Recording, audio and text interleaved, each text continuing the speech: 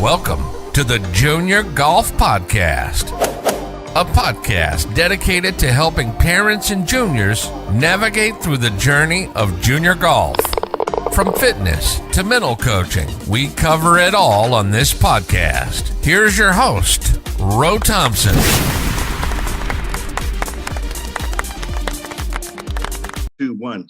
Good afternoon, everybody. Welcome to the Junior Golf Podcast. I'm your host, Ro Thompson. And man, I tell you, we got a special guest in the building. We have none other than NIL expert himself, Luke Fedlam, out of Ohio. And hey, Luke, welcome to the podcast. How you doing today? Bro, I'm great. Thank you so much for having me. I look forward to the conversation. Awesome, man. Awesome. And man, you know, I tell you, NIL is one of the hottest topics out right now when it comes to, you know, NCAA, when it comes to junior sports. And so, man, before we get into all the NIL talk, man, give us a little background about yourself. Sure, absolutely. I really wear two hats. I think that's kind of one of the things that's important for people to understand, just to give context to the background and how I even got involved in this name, image, and likeness space. So I'm a practicing attorney. I'm a non-agent sports attorney. I'm a partner and lead the sports law practice at Wright, which is a large law firm headquartered in Columbus, Ohio, which is where I live, offices in 9 different cities. And my focus is on protecting athletes. And I started working with athletes initially back in 2006, and it was really on the financial side before I even went down the legal path, but realized athletes have such an opportunity to have a positive impact on themselves, their families, and their communities. So I decided to go the legal route just to focus on protecting athletes. But then I noticed about 6-7 years ago how important education is. And working with athletes one-on-one, I felt like I really wanted to figure out how to take these lessons, these trends, this education, and bring it to groups of athletes. So started a company called initially Anomaly Sports, and then just last summer we did a joint venture with an independent financial literacy company out of Philadelphia to come together under the brand Advance. And we focus on providing life skills and education to athletes at all levels. We work with about half of the NFL teams. We work with the NBA, work with Major League Soccer, but then we work with about 40 to 45 colleges and universities across the country, educating their student athletes, their coaches, their administrators on name, image, and likeness, and how to protect student athletes as they navigate this brand new space of college sports. That's awesome, man, because there's a lot of questions surrounding NIL. Now, why did you decide to get into NIL? So having worked with pro athletes for such a number of years, name, image, and likeness has existed at the pro level for forever. We just call it endorsements. We call it marketing and marketing dollars that they're able to make. Name, image, and likeness, gets into a legal definition. And I think it's important that at some point in the conversation, we talk about that. But at the college level, I've seen firsthand how athletes have signed contracts at the professional level and didn't know what they were signing, or got taken advantage of, or didn't know what's normal in the industry. And as soon as 2019, when I first heard that California was going to pass their state law on name, image, and likeness, I knew it was just a matter of time that this education was critical, because once a state was, going to pass it, we knew it would happen nationally. And so I wanted to prepare the industry for, while this may present some of the biggest opportunities ever in college sports, it also creates the biggest responsibilities that student athletes have ever faced in terms of managing and navigating the business side of NIL. Right, because it's a lot more than just receiving all of this money. Absolutely. And I know you're probably going to talk about, maybe taxes and, just really making sure your money's managed properly. It's a lot that goes into that whole deal, right? That's right. That's right. It is. I mean, really, when we think about it, understanding things like, first, how am I making decisions related to name, image, and likeness? I mean, if all of a sudden this is the first time I've ever been able to consider earning compensation as a student athlete, like, do I want to work with anybody? How do I want to work with people? What do I want to do? How do I balance now this idea of being a full-time student, a full-time athlete, and also now earning compensation? We have to think about the money side. How do I budget and prepare for managing my money, but at the same time deal with taxes in a way that oftentimes not even parents fully understand? Because, and we can get into this, but when you participate in name, image, and likeness, you get paid as an independent contractor. So there are no Right. taxes withheld. And so oftentimes a lot of parents are traditional W-2 employees. And so this idea and this concept of independent contractors, that's a whole new world. And so helping student athletes navigate that, because as much as they may be concerned about the NCAA, there are three letters that are even stronger and more worrisome, which is the IRS. And so we want to make sure that student athletes are understanding their requirements as it relates to taxes. And then obviously my sweet spot that I love to talk about so much is contracts, and understanding the various terms of contracts and what people are asking you to do, what you have to, the services you have to provide, but also what that brand or that company is responsible for. And how do you make sure that everybody's on the same page with their mutual obligations? So yeah, there's a lot of different areas that we really focus on making sure that student athletes, their parents, and families fully understand. Yeah, that's great, Luke, because we call them the alphabet boys, IRS. So, whenever we hear the alphabet boys, we know That's right. That's right. something to do with taxes. And I've noticed I've heard a lot of people, Luke, now setting up LLCs, and, because it is an independent contractor position when you start receiving these NILs. So when it comes to NIL, how do these athletes get paid? Sure. So one of the things that's most important to remember is that it's not pay for play, regardless of some of the articles you may read, and regardless of how, in some ways, name, image, and likeness is being effectuated in the industry through things, and we can get into that. It still is a requirement for a student athlete to provide a service in order to receive that compensation. That service can be anything. It could be in social media influencing, it could be making an appearance, it could be signing autographs, it could be running a camp, a clinic, a tutorial, individualized coaching, but they have to do something. And if they do something, then they can receive compensation. And that compensation can be, cash, cash check, financial compensation. It could be merchandise. It could be other non-cash types of compensation. We've seen student athletes doing car deals and things along those lines.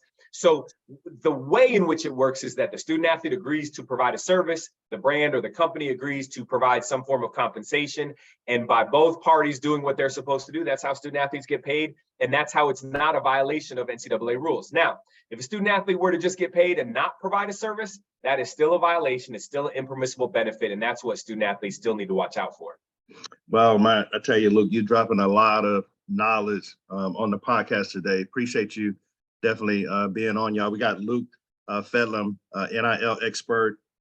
He's been able to do some major things in the when it comes to NIL deals, and so look, when you think about NIL, what are some of the gotchas? Because everybody wants to make money, everybody wants to profit from it and take advantage of NIL. So talk a little bit about some of the gotchas and loopholes and things like that people need to know about. Sure. Some of the traps really come back to understanding what it is that you or your student athlete is actually agreeing to.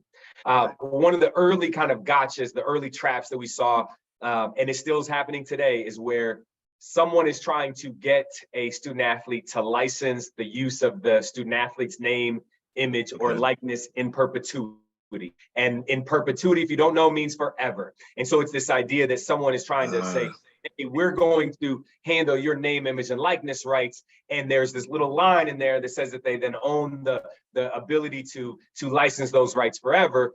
And clearly, and obviously this is a junior golf podcast, right? So clearly, when you think about golfers in particular, that career could be so long. And so this idea of giving up rights, what you think is for a short period of time, but actually forever, because you don't understand, is one of the biggest kind of areas to watch for that I've seen. The other two is to understand how people who want to help, that's always something to watch out for, right? Because everybody wants to help. Everybody's got opportunities. I can get you deals. I can do all these things for you, right? Everybody has this desire to want to help all of a sudden. And you have to watch out for what are they charging you? How are they earning money? How are they leveraging the use and the name of your son or daughter who's out there as the student athlete, because we've seen situations where through funky language, we'll say, in a contract where people will start charging things like 30-40+% on while representing a student athlete. Now that is absurd. Just to set the stage, within the industry, a marketing agent who goes out and finds deals for an athlete, Right. the norm is 20%. Now Okay. you could negotiate down to 15%, 15. right? Whatever leverage you have to negotiate, you can do that. But anything more than 20% is far beyond the scope of what's normal in this space. And so I've seen contracts firsthand where people are getting the rights at 40+%, which again, is to watch out for. And then the last thing I would say is just watch out to make sure that your son or daughter is providing a service. As much as people say like, oh, don't worry about it. Under NIL, everything is fine now. I can just pay you and we'll work together down the road. No, that's a problem, right? And so you don't want to jeopardize eligibility. You want to make sure that your student athlete is providing a service before they go out and receive compensation from somebody. So Luke, sounds like to me, the biggest thing is to make sure you have representation before you sign anything. Does that sound about right?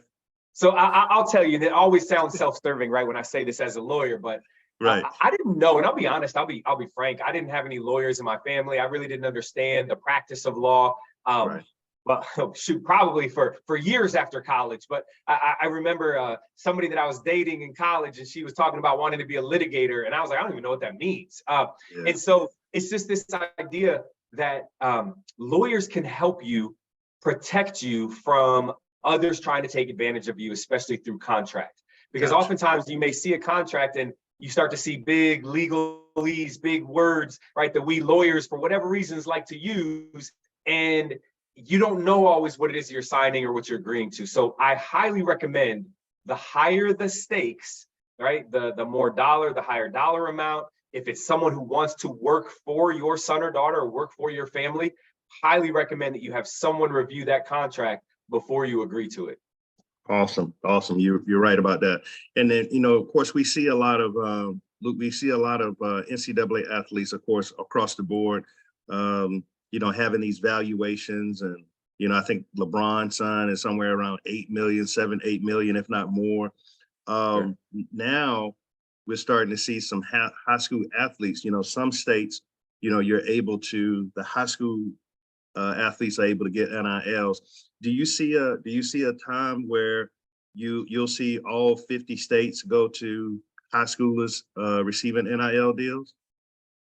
I'm not sure if we're going to see all 50 states, but we will get to a place where, I mean, at this point we're at 30 plus states, right? So we may get to 40, 45. There may be some states that, because you have to think about, how does this happen within a state? It really happens kind of one of three ways. Either the state public high school athletic association says we're going to change our regulations, our bylaws to allow for it, right, or potentially the state legislature says we are, crafting legislation or a law to go into effect to allow for it, or it's not allowed, and you have someone that sues based on feeling that their rights have been breached by not being able to earn the compensation. So, but beyond those three things, you may have a state that maybe feels like they just don't have the student athletes, either the number or the level of student athletes that may be able to earn compensation. But for all intents and purposes, most states it will likely allow for name, image, and likeness at some point. There are some states right now that still do not.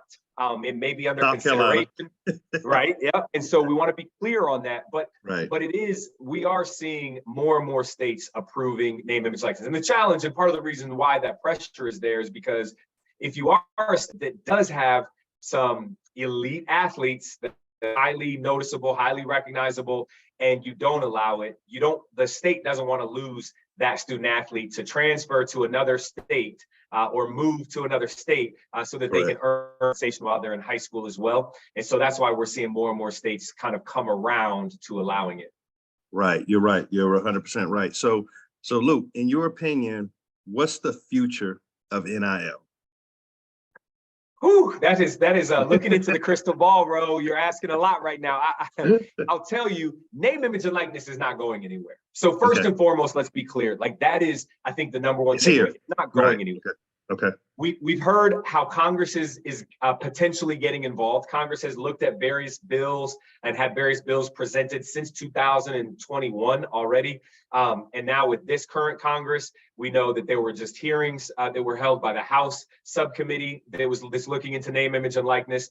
The Senate Commerce Committee is also looking into it. So we could see some potential federal legislation around name, image, and likeness that will most likely deal with the college level. And what that will do is not restrict name, image, and likeness, but rather ensure kind of the equal application of name, image, and likeness across the various states.